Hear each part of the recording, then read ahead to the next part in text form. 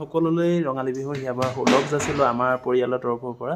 আৰু আজি যিহেতু গৰু বিহু আমি সেইকাৰণে আটাইখিনি গা চা ধুই গ'লোঁ আৰু এইবাৰ বিশেষকৈ আমি কিছুমান অসুবিধাৰ কাৰণে ঘৰত যাব পৰা নগ'লোঁ তুমি আকৌ বেয়া চেয়া পাইছা বেয়া মানে ঘৰত যাব লাগিছিল আৰু বিশেষকৈ মা আহিছিল মাক ইয়াতে লগ পালোঁ দুই এটা আমাৰ অসুবিধা আছে সেইকাৰণে আমি যাব নোৱাৰিলোঁ আৰু বেটাকো ধুনীয়াকৈ গা চা ধুৱাই কৰি ল'লোঁ আৰু এইপিনে আমি জলপান ঠিক কৰিছোঁ আমাৰ ৰঙালী বিহুৰ জলপান আৰু এনেকৈ আমাৰ সৰুকৈ আয়োজন কৰিলোঁ আৰু এতিয়া আমি আটাইখিনিয়ে মিলি আমি পৰিয়ালটো এতিয়া বৰ্তমান জলপান খাই লওঁচোন বাৰু ৰাতিপুৱাই বিহু জলপানখিনি খাই লওঁ তেন্তে খাই লোৱা আৰু মই আছোঁ মানে এনেকৈ